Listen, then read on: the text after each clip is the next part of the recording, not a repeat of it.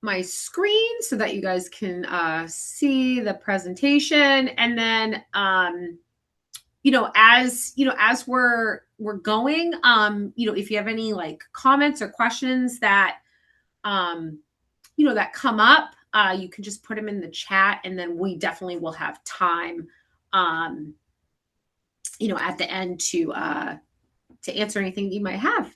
But we're going to talk about healthy ways to manage stress today. And my name's Katie Michaud. I'm from Cornerstone VNA, which we are out of Rochester, New Hampshire, but we serve a very large area. But just so that you know a little bit about myself, I've been with Cornerstone VNA for almost 13 years now. I'm an occupational therapist. I started here, seeing patients out in their homes in our home care program. I graduated from the University of New England in Biddeford, Maine. And my big passion is mental health. And also dementia as well. So those are kind of two areas where I'm really passionate about within my role as the community and life care director, but also as an occupational therapist. Like I said, we service a really large area. We are in York. We actually just expanded over into Wells and Agunquit as well. And you can see it's actually probably like 50 plus towns and cities. Now all the way up into like northern part of New Hampshire, over all the way to the Lakes region, and then as far down. And we're also in Exeter, Kingston, Brentwood area as well. And then over into Maine.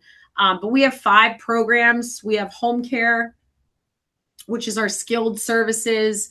It's usually someone that's had like an illness, a hospitalization, a decline in health, a surgery. It's covered by insurance. It's short term for nursing, physical therapy, occupational therapy, social work services come into people's homes. And then we have hospice care, end of life. They also go into people's homes and facilities, and then palliative care. And then we also have community and life care, which is my department, which is private duty. We help people age in place with personal care service providers and homemakers within their homes. And then also have all of our community programs as well. The beauty of Cornerstone VNA, our office is based out of Rochester, New Hampshire, but we're a nonprofit organization. So just a little bit of background if you aren't familiar, with Cornerstone VNA. We're going to talk about stress. So in order for us to know how to deal with stress and how to manage stress, is you need to know what stress is. And there are different types of stress. But stress really, it's that feeling, right? Can be some physical tension, an emotional feeling. It usually comes from an event that happens or a challenge out in the world, right? In our daily life, where our body has a reaction to it. We can get nervous, we can get angry, we can get frustrated, a little bit worried, but that's what stress is. And stress is actually a normal human reaction over the course of, of our human race, right? There's been many different stressors that can come and go. So our body over time, and actually, as long as we've been around, is designed to experience and react to stress. Okay. But a stressor should be short-term occurrence, one time, can happen repeatedly, but comes and goes. That's like a healthy reaction to stress. Okay. So stress is not always bad. Now, there's different types of stress, which we're going to talk about. So this is according to the American Psychological Association. So we have 3 different types of stress, and each one can really have a different toll on our body. So we have acute stress, episodic acute, and chronic. We're going to talk about all 3 of the types.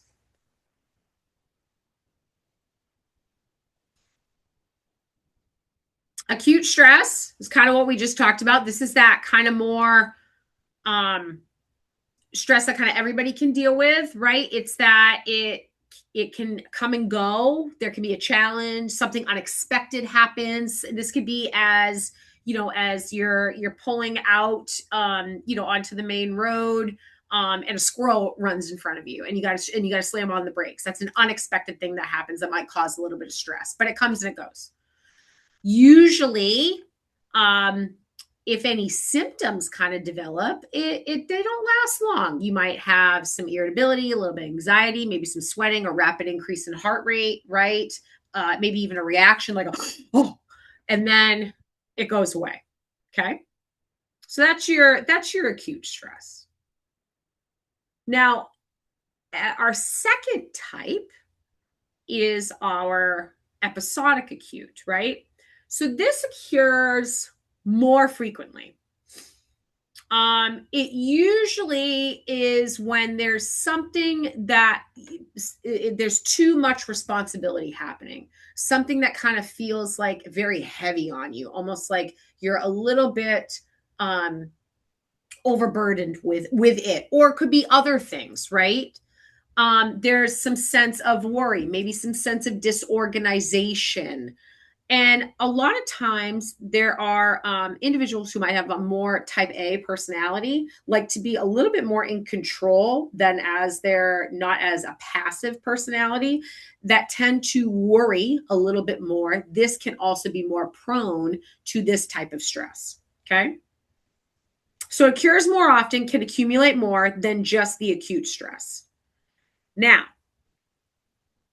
if not managed properly and that someone is having more bouts of episodic acute stress, so we're lasting, think of frequency and duration, longer durations, more frequently happening, it actually can lead more to some physical and mental health problems: anxiety, clinical depression, high blood pressure, cardiac disease as well.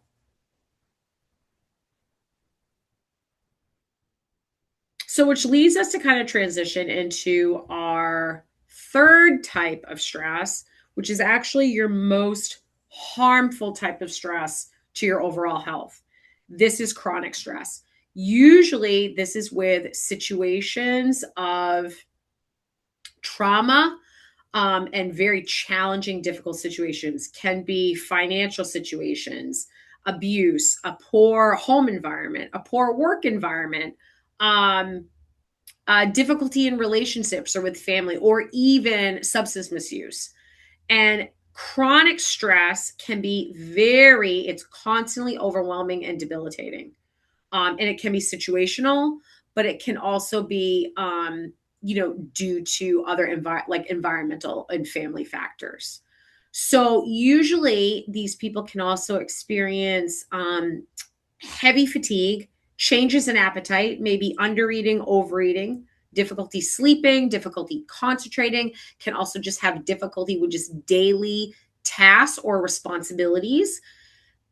The problem with the chronic stress, if it's left untreated or unmanaged, then you can see leading into physical and mental health issues as well: insomnia, obesity, heart disease, hypertension, diabetes, depression, anxiety. It actually can cause chemical changes within the brain. If the body is under too much stress for longer periods of time, there are hormones and chemicals that can actually stay increased for over periods of time, which actually can then cause these physical and chemical changes within our systems.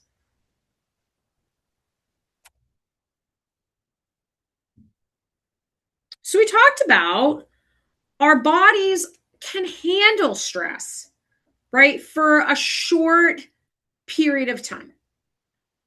We are designed to deal with unexpected events that can come and go, right? Or unexpected challenges that can come and go. But our bodies are not equipped to cope with the chronic stress, excuse me. Our bodies need to recover. Our bodies need to rejuvenate. Our bodies need rest. our bodies need fuel. So if we're in that chronic state of stress, we can't get the sleep that we need, our muscle recovery that we need, the nutrition that we need, and our brain to stay calm. What I talked about earlier was the increase of hormones that can be present. So, cortisol, corticotropin, if it's present for long periods of time, then it actually can have a clinical effect where you can have anxiety and mood disorders happen or depression where it's actually diagnosed.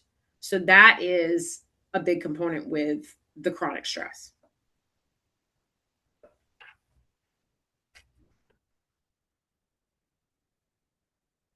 So what can it look like? This is more experience like symptoms. So you can have pure exhaustion because you have to think it's got kind of like your body feels like it's just in a constant heightened state. So just constantly fatigued and tired. Sleeping difficulties, difficulty going to sleep, falling asleep, staying asleep. Headaches, changes in appetite, under eating, overeating, digestive issues, um, increased heart rate, pulse. Obviously, you can have some muscle kind of tension as well, which can cause, jaw clenching, grinding of the teeth, feeling hypervigilant, which means like someone that's kind of always kind of feeling on edge. You might have someone that when they're always on edge, they can be not as pleasant to have conversation with. They might be short in their conversation. They might be, I kind of use the term like snippy. Those are some symptoms that people can experience.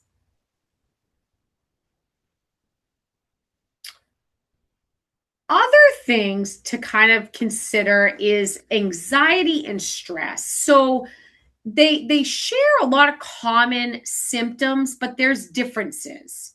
So anxiety, you want to think of a person kind of has unrelenting feelings of fear, worry, which can cause some physical symptoms, but it's always of the worry of what is going to happen with things that haven't happened yet. Okay. So the stress is that response to a challenge or a situation, but your anxiety can be reaction to something that hasn't even happened yet. So it's just constant worry. But they can have very similar symptoms, which we kind of talked about earlier as well, that can really have an effect on our overall well-being. I call it our mental and physical wellness. Chest pain, digestive problems, can even have reproductive issues, men or women, depression, high blood pressure, anxiety. And when I say depression and anxiety, I'm actually talking more as a clinical level of depression and anxiety, not just feeling down or sad or feeling worried.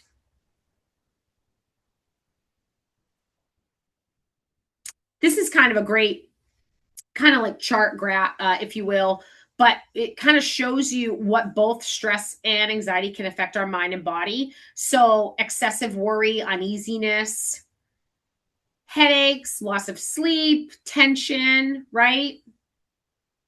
But stress is that response to an external cause. Okay. It goes away once the situation is resolved. You can have positive and negative stress, right? We can have stress about a deadline for something or about maybe a big event that you're planning, right? It can also, stress can give you motivation. So it's not always negative. Anxiety is kind of that internal focus. So like it's a constant worry of what isn't going to happen, right?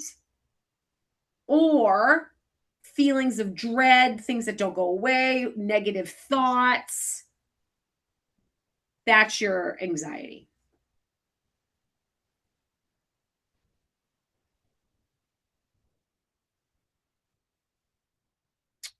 So we've gone kind of the different types of stress. You know what stress is, you know what anxiety is, the similarities between it, the differences.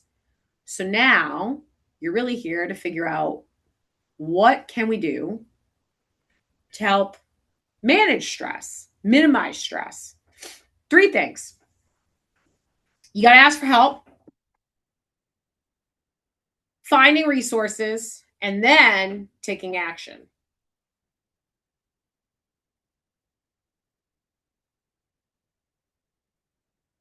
I call this the 5 steps to checking out your balance in life. And these 5 things are very crucial and important. And I would recommend doing these on a monthly basis because things can change. Life can change in a day.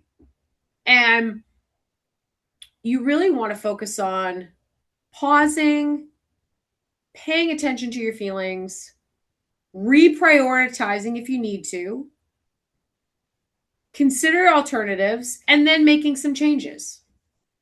And none of these need to be drastic, but it's always good to have reflection and focus on balance because really life is a balancing act, right? But this is kind of also like a mindfulness activity.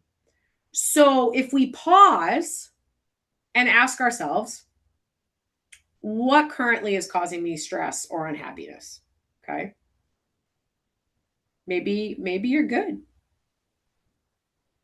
Maybe you're not. How is it affecting my social and personal life? What are things that I'm prioritizing? Am I prioritizing my mental and physical wellness? Am I stretched too thin? Am I prioritizing sleep? Am I prioritizing increasing my activity or increasing my spirituality? What am I losing out on?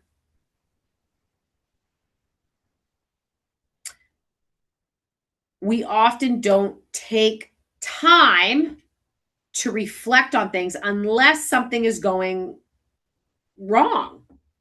Reflect if something's going right, right? Or a major life event happens, say, like, a birth of a child, a loss of a loved one, a marriage, a house purchase, a change in job. But this is important to pause and really just reflect, right?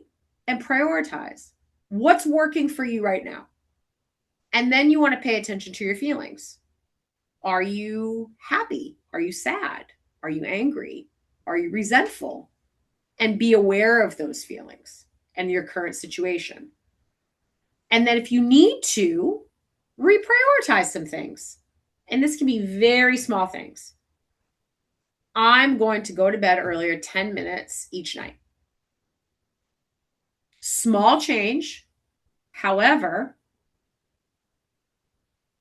that's going to get me a little bit more sleep. Or I'm going to take a break in the middle of the day and go out for a walk if the weather's nice. Is there anything you can change to meet your new priorities? And then go ahead and make those changes, right? So this is a good kind of 5-step life balance check-in.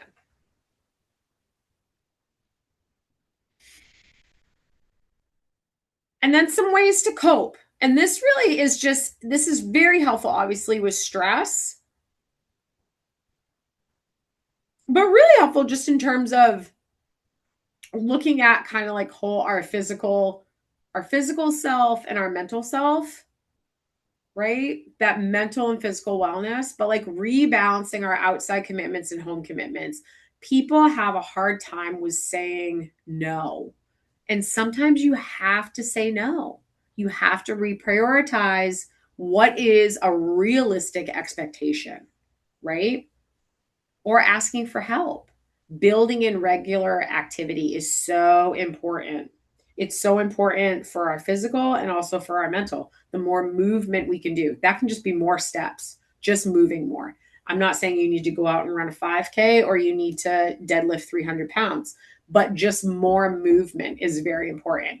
Eating well, depending if you have any dietary restrictions, but whole grains, lean proteins, meats, fruits, vegetables, dairy, just really trying to get in good nutrition, staying hydrated, limiting any alcohol, and then stimulants. I'm not saying caffeine is a bad thing. It definitely is not. I have a cup of coffee every day and usually a little pick me up in the afternoon, but I'm not going to drink coffee all day long. Okay. Um, we are, as humans, social beings. We're meant to be with other people. Not necessarily that you need to be a social butterfly and be out in big groups of people, but surround yourself with supportive people, people that are like-minded with you, that are going to lift you up. And then carving out hobby time, whether that be painting, reading, baking, gardening, a pottery class, whatever it may be. And then also practicing breathing, spirituality. Maybe you're a part of a faith-based community. Sleep is so important. Women should actually be getting more sleep than men, and it's mostly for hormonal reasons. But sleep is essential for us to recover and also have a good headspace. And then pets. There's a lot of research out there about the bonding connection of with a pet, a cat, a fish, a dog, a bird, hamster. But a lot of research to show that as well. That could be a whole presentation in itself. The other thing is starting your day off right. So, there's the saying of getting up on the wrong side of the bed, right? And a positive mindset truly brings positive things. So if we focus on the positive rather than the negative, so instead, waking up being grateful that we have woken up today, right? Starting off with gratitude, gratefulness, and starting your day off with good nutrition, a positive attitude. It usually, you see, I love this quote, you will see opportunities instead of obstacles. And then you'll find, because we don't know what the day is going to throw us, right? You may have a plan for your whole day and it gets deterred a different way or a different route. And you'll find if you start your day with a more positive attitude, because what our brain wants to do is the second we have a negative thought, it wants to go to another negative thought. But if we replace it with a positive thought, that stress that comes that we can't help will roll a little bit easier.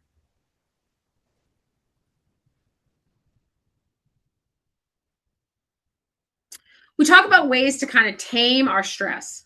First is get active. The more physical activity, the more movement you do, and this can be even doing like light housekeeping, vacuuming, dusting, right? Gardening, walking. It boosts your feel-good hormones. They're natural chemicals that boost a sense of well-being. It can refocus your mind. Even a 5 to 10-minute walk helps irritations go away. And it's really, science has proven that this works. So if you're feeling a little down, you feel a little sluggish, get up and take a 5-minute walk, even if it's in your house, if it's pouring rain outside, and you'll find a boost of energy.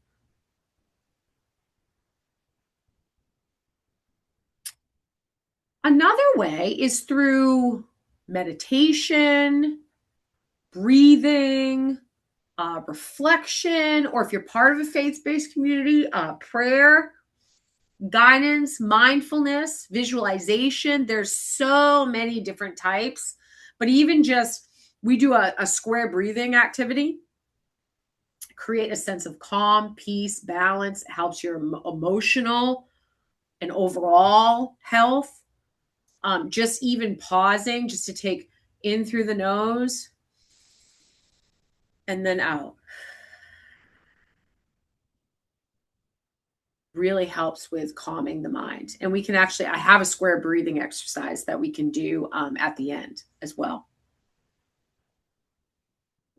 Laughter, a good sense of humor actually can help you feel better. If you actually, there's science that shows that if you force a fake laugh, if you're grumpy, it actually lightens the mood and creates some positive physical changes within our body.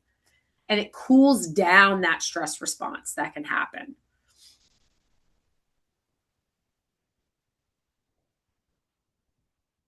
We talked about how we are social beings. We are meant to be with other people and have social contact. I'm not saying that you need to always be in large groups of people, but honestly, a social contact is just one-on-one. Um, when we tend to get stressed or anxious, there are people that can isolate themselves from their family, friends, and social connections. A social contact doesn't necessarily have to be in person. It can be a phone call, it can be an email, it can be a text message. But it's really good to have that support.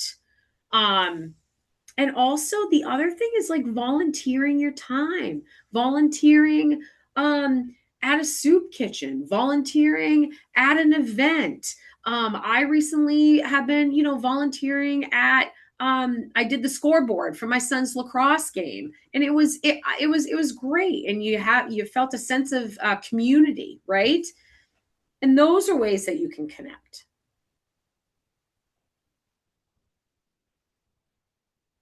We talked about starting our day off, right? Starting our day off positive, right?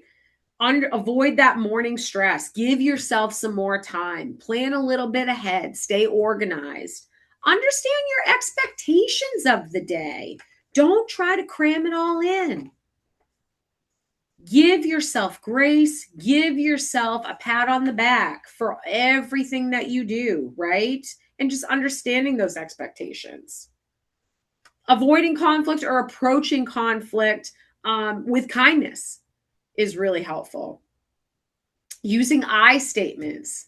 Conflict can cause stress, but conflict happens in life. Whether it's in a professional relationship, a family relationship.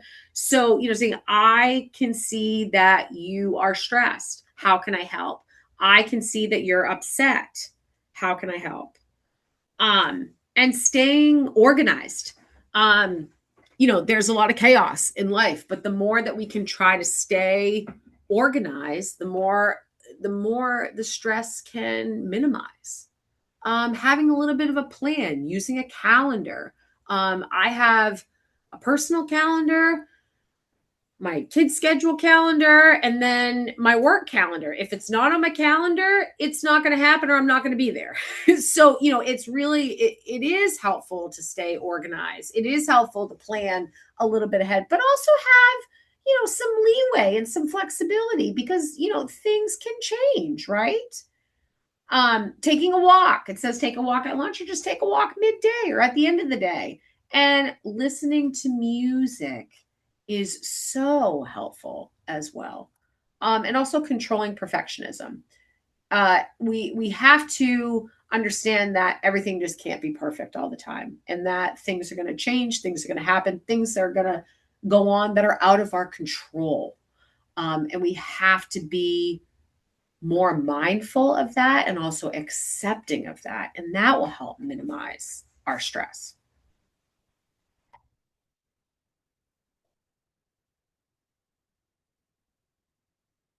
This is a really interesting kind of slide that I come up with in terms of food. And we talked about nutrition a little bit here, but foods that can help fight stress. And really, it kind of focuses more on just good nutrition.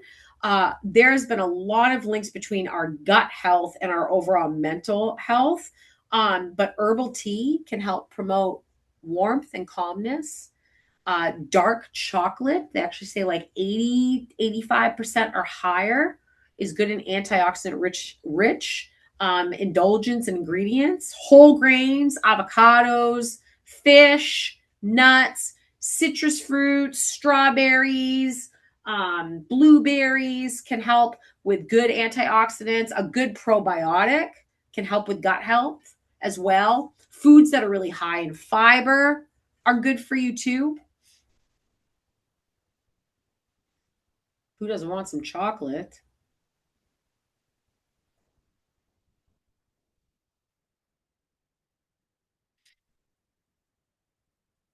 And with this, with stress, is you want to look at it as your greatest weapon against stress is your ability to choose one thought over another.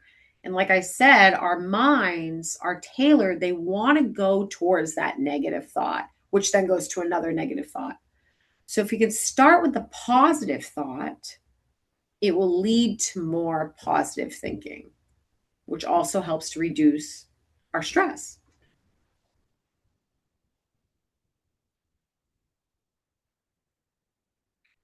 That, my friends, is some ways to manage stress. I'm going to stop sharing my screen and I'm going to go to the chat. Thanks, Katie. So people can use the chat if they want to type in a question, or you can unmute yourself and share just if you feel comfortable doing that. I just put a question in there about because we're so kind of technologically advanced, Yeah. many of us lean towards finding that quick, not a quick fix, but an easy fix, Yeah. and maybe applications. There's lots of them out there. I think Calm is one of I them. was just gonna say I have two for it. So Yeah. Calm is a really good one.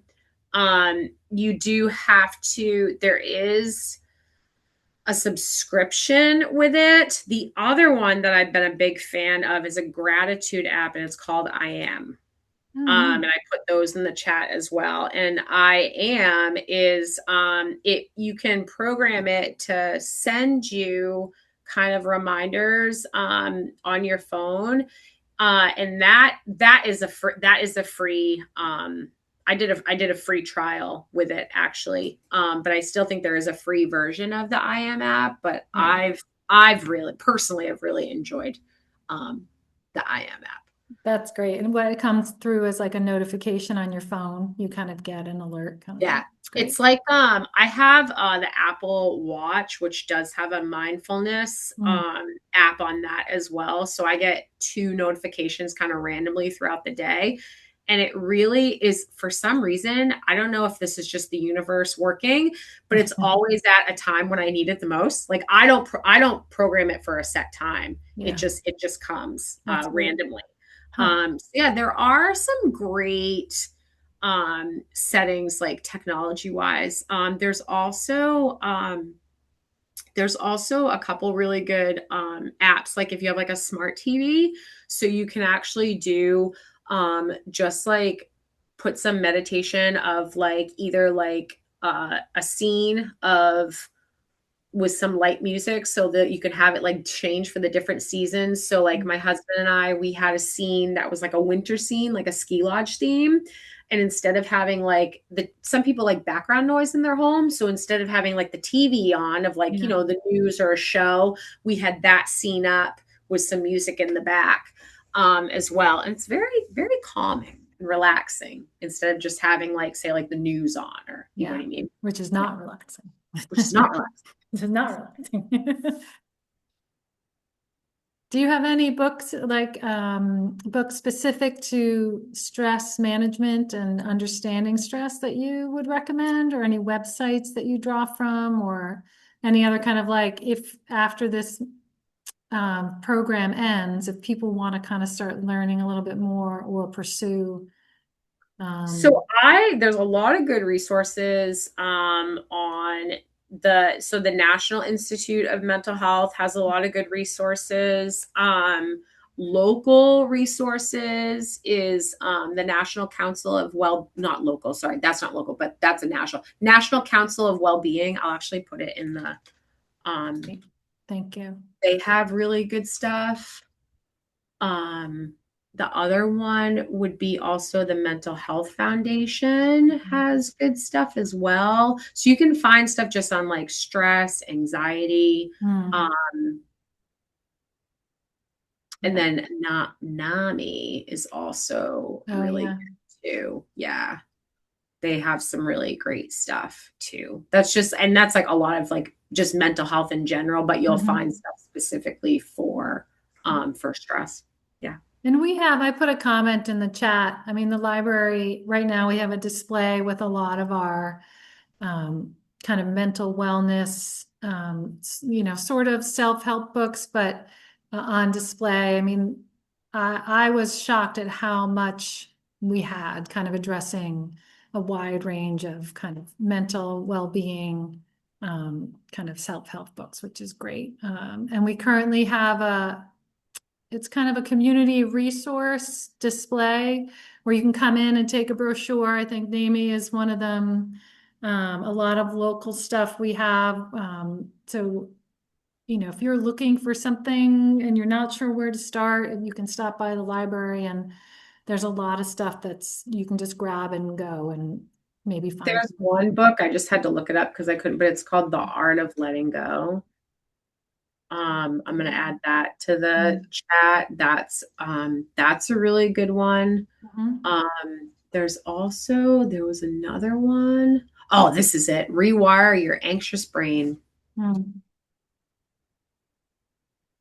That's These are great. both really good ones.